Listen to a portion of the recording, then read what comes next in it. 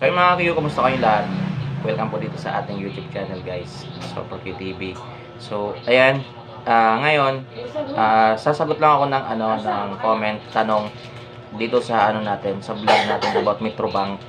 Ayan, sa title ng vlog natin, dahilan bakit nababawasan pera natin sa Metrobank, negative 300.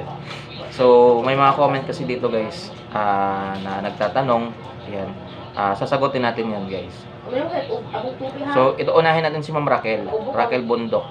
Ayan, sabi ni Ma'am Raquel, Sir, paano kung sakali na na-withdraw ko po yung 2K January 12, then binalik ko ng January 30, magkaka-penalty po ba kaya ako? Ayan. Hindi ko nilalagay dyan guys kasi hindi ko na-edit yung vlog na to kasi yung cellphone na gamit ko walang editor. Naka-live kasi yung cellphone ko guys na ginagamit ko talaga pang vlog. So, ayun, hindi po siya sir magkakaroon ng penalty. Kasi yung penalty kasi sir, papasok po siya ika 3 months. Yan, halimbawa, lumipas na yung 3 months, hindi mo pa rin nababalik yung remaining balance na 2K mo, doon ka na magkaka-penalty. Sa ika 3 months po naman yan, papasok yung penalty. So, January 12, then binalik mo ng 30, hindi pa yan. Sa ika 3 months pa yan sir, papasok yung penalty. So, yun kasi yung rules ni Metrobank. Halimbawa, na-withdraw mo, nag-0-0 ka, tapos lumipas na yung 3 months, hindi po pa na ibabalik. So, doon na sila magkakaroon ng pag-charge ng penalty sa'yo na 300. Makikita mo, meron ka ng negative 300. So, dito naman tayo kay Primayor. Yan, 5560. Yan, sabi niya, Sir, pwede magtanong tungkol sa Metrobank. May laman po Metrobank ATM ko, pero matagal ko nang hindi nababalance kasi nasa abroad ako. Hindi naman nagagalaw yung tining balance ko. Mababawasan kayo yung laman, sir. Thank you, sagot. Yan. Hindi po naman siya mababawasan, ma'am. Hindi po. Basta hindi lang po siya below 2K. Yan. Kasi magkakaroon lang naman yan ng bawas. Halimbawa, nasa 1.8 na lang yung laman mo, siyempre below 2K na po siya. So, doon na, pagkalipas ng 3 months, na hindi ka pa nagde-deposit, magkakaroon na yun ng penalty. Kakaltasin nila yan hanggang makikita mo na lang mauubos na yung mo doon, yung 1.8 mo.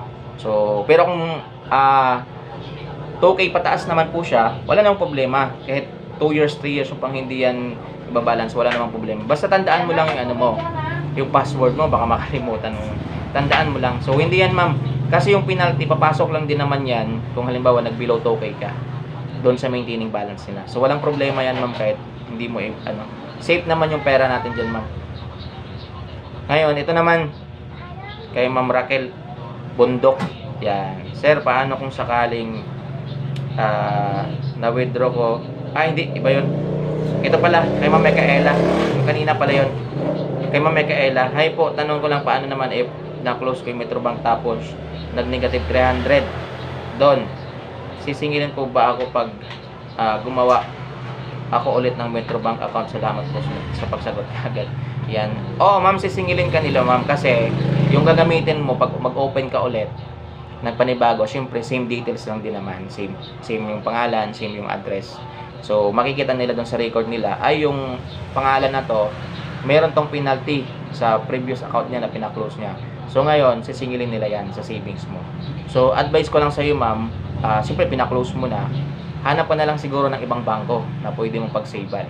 Marami naman dyan, BPI, BDO, yan, UCPB. Yan. So yun mga boss, maraming salamat guys sa panonood.